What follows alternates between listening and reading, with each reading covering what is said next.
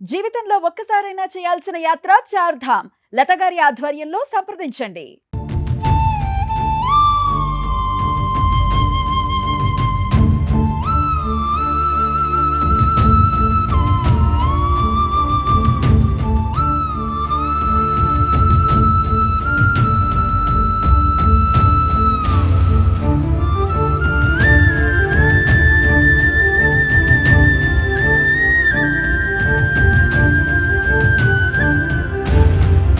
ప్రస్తుతం అయితే మనం బోడమాణిక్య తండాలో ఉన్నాము.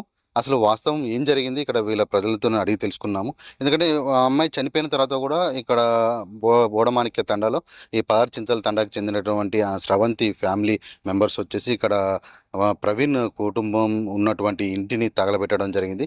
మరియు నిన్న శవాలు కూడా హైదరాబాద్ నుంచి ఇక్కడికి వచ్చిన తర్వాత పదార్ చింతల తండాకు చెందినటువంటి స్రవంతి ఫ్యామిలీ అక్కడ దాన సంస్కారాలు చేయగా ఆమెని అక్కడనే వాళ్ళ చిలకలో దానం చేశారు. కానీ మిగిలిన ఇద్దరు పిల్లలని ఇక్కడ బోడమాణిక్యం తండాకి ప్రవీణ్ ఉన్నటువంటి ఇంటి ముందరనే వాళ్ళు పాతిపెట్టడం జరిగింది. ప్రస్తుతం మనం బోడమాణిక్యం తండాలు ఉన్నాము. ఇక్కడ ఉన్నటువంటి ప్రజలు మరియు గ్రామస్తులు ఏమనుకున్నారు, ఒక ఇంట్లో ఇట్లా శవాలని పాతిపెట్టడము ఏమని భావిస్తున్నారు అని చెప్పేసి తెలుసుకునే ప్రయత్నం చేద్దాము. అసలు మీ ఊళ్ళో నిన్న ఇక్కడ తీసుకొచ్చేసి ఆ పిల్లల ఇద్దరి బాడీలను కూడా ప్రవీణ్ ఇంటి ముంగడనే గొయ్యి తీసి అక్కడ పాతిపెట్టారు కదా, మీ గ్రామస్తులు ఏమనుకుంటున్నారు? సంతోషంగానే అనుకుంటున్నాము. సంతోషంగానే. ఎందుకు అనవసరంగా చంపేసిండు పిల్లగాళ్ళని. పొరగాలని చంపిండు, అమ్మాయిని చంపేసిండు. అంటే తనే చంపేశాడని మీకు కన్ఫామ్గా చంపుతా అని అన్నాడు. ఆల్రెడీ వాళ్ళ తల్లికి ఎరికే, నాయనకి ఎరికే, పెద్ద అన్నకు సదా ఎరికే, అందరికి వాళ్ళ కుటుంబం విసారుకొని చంపుదామని ప్లాన్ మీదనే పకడ్బందీగా ప్లాన్ తోటి చంపేసిండు. అంటే వాళ్ళ చంపిన ఒక ప్రవీణ్కి ఇలాంటి శాస్తి జరగడం మంచిదే అంటారు? మంచిదే. ఇంటి ముంగట పెడితే మంచిగా ఉంటుంది. రేపు ఎప్పుడైనా మన జైలు నుంచి రాకుండా ఉండడు కదా, వస్తాడు కదా. ఇంట్లోంచి తెల్లారి లేవంగానే ముందట వచ్చిండు అనుకో, నా కొడుకు ఇటు ఒక కొడుకు పెద్ద కొడుకు పైన ఉన్నాడని గుర్తింపు కావాలి. ఇట్లాంటి బుద్ధులు మళ్ళీ ఏరే మనిషి చేయకూడదని మంచిగా ఊరు పెద్ద మనుషులు అందరు కలిసే ఇట్లాంటి ఇంకో మనిషికి బుద్ధి చేయకూడదని బుద్ధి రావాలని ఇట్లా ఇంటి ముంగట పెట్టించినాం. అంటే ఈ ప్రవీణ్ మీ ఊళ్ళో ఉన్నప్పుడు ఎలా ఉండేది మీతో? అంటే తన ఇప్పటి నుంచి కాదు, అప్పటి నుంచో దొంగ. వాళ్ళ అయ్యా కాడ నుంచి దొంగలే ఇల్లు. తొక్కలు గారు మొక్కజొన్న చేనుల నుంచి మోటార్లు ఎత్తుకున్నాడు, ఇక మా గూరులు ఎత్తుకుని వచ్చుడు, ఇవన్నీ దొంగతనాలు నడుస్తున్నాయి. ఆల్రెడీ వాని అయ్య మీద కేసుతో ఉన్నది. గురువు నుంచి వాగు నుంచి మోటార్ ఎత్తుకు ఇంకొకరిని చంపేసిండ్రు ఇద్దరు కలిసి.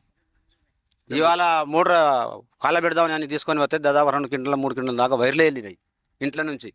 అంటే ఇప్పుడు మొన్న జరిగిన పదార్ చింతల తండాకు చెందినటువంటి స్రవంతి ఫ్యామిలీ వాళ్ళు వచ్చేసి ఇక్కడ ప్రవీణ్ ఫ్యామిలీ వాళ్ళు ఉంటున్న ఇంటిని తగలబెట్టడం జరిగింది. ఆ టైంతో వీళ్ళు పారిపోయారు. అదే ఇంట్లో ఇప్పుడు పిల్లల్ని కూడా అక్కడ పాతి పెట్టడం జరిగింది. అంటే ఊళ్ళో గ్రామస్తుల్లో అక్కడ తగలబెట్టడం, అంటే అక్కడ పాతి పెట్టడం వల్ల ఏమైనా కీడు జరుగుతుందని ఏమైనా భయంగా ఫీల్ అవుతున్నారా, లేకపోతే మంచే జరిగింది ఇలా జరిగితే ఇంకోటి బుద్ధి వస్తుందని అనుకుంటున్నారు? కీడు లేదు, ఏం లేదు. ఇట్లాంటివి చేస్తేనే ఇంకోటి మళ్ళీ చేయకుండా ఉంటాడు.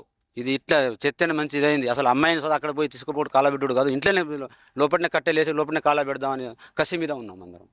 మొత్తానికైతే ఏదైతే స్రవంతి మర్డర్ అనే మిస్టరీలో ఒక అన్యాయం ఏదైతే ఉందో అది నిజంగానే ఆ ప్రవీణ్ చేసే ఉంటాడని చెప్పేసి ఇక్కడ గ్రామస్తులు ఉంటాడు.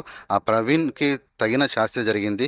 ఎందుకంటే ఫ్యూచర్లో తను జైలు శిక్ష అనుభవించి కూడా ఈ ఊరికి వచ్చినప్పుడు ఇక్కడనే తన కొడుకులను కానీ ఇక్కడనే పాతి పెట్టారని తనకు గుర్తుండాలి. ఇలాంటి వ్యక్తులకు ఇలా చేస్తేనే పక్కనున్న ఊళ్ళో వాళ్ళు కూడా వాళ్ళకి బుద్ధి వస్తుందని చెప్పేసి చెప్తున్నారు. మరొకరు ఉన్నారు ఈ గ్రామానికి సంబంధించినటువంటి వ్యక్తి, తనతో మాట్లాడే ప్రయత్నం చేద్దాము. మీ పేరు ఏం పేరండి? నా పేరు రాజ్ కుమార్. అంటే మీ గ్రామానికి చెందినటువంటి ప్రవీణ్ బోడ స్రవంతిని, అంటే తన భార్యని చంపి తన ఆత్మహత్యగా చిత్రీకరించాడు.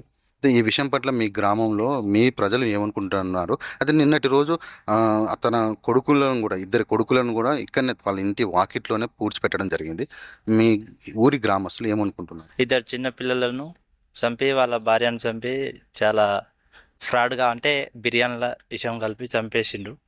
మళ్ళా ఇది వచ్చేసి ఇక్కడ వాళ్ళ అమ్మ నాన్నలకు, వాళ్ళ అన్నకు, వాళ్ళ వదినకు అందరికీ తెలుసు ఈ విషయం. ముందు రోజు నుంచే వాళ్ళ మేకలైనా, వాళ్ళ టీవీలైనా, ఫ్రిడ్జ్లైనా ఏదైనా ఉంటే వాళ్ళు ముందు రోజు నుంచి ప్లాన్ చేసుకొని అన్నీ దాచిపెట్టిర్రు. అన్నింటి తరలించారు. ఏం లేదు అట్లా, ఇంట్లో ఏం లేవు, వస్తువులు లేవు, ఏం లేవు. ఆ ఇల్లును ఖాళీగానే కాలబెట్టిన అలా ఏం లేవు. మొత్తం వాళ్ళకు తగిన శిక్ష పడాలని మేము కోరుకుంటాం. అయితే ఇక్కడ ఈ గ్రామస్తులు చెప్పిన మాట విన్నారు కదా.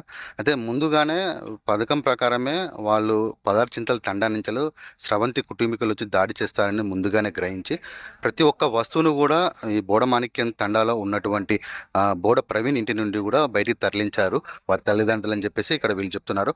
అయితే వాస్తవంగా మనం ఒకసారి బోడ ప్రవీణ్ ఇంటి దగ్గరికి వెళ్ళేసి కూడా అక్కడ ఉన్న పరిస్థితి చూద్దాము. అక్కడ ఎవరైతే స్రవంతి చనిపోయింది కదా, ప్రవీణ్ భార్య, తన కొడుకులను కూడా అక్కడ పాతి పెట్టడం జరిగింది. ఆ కొడుకులని ఆ వాకిట్లోనే పాతి పెట్టారు. అక్కడికి వెళ్ళి అక్కడ ఉన్న పరిస్థితి గురించి మాట్లాడే ప్రయత్నం చేద్దాం.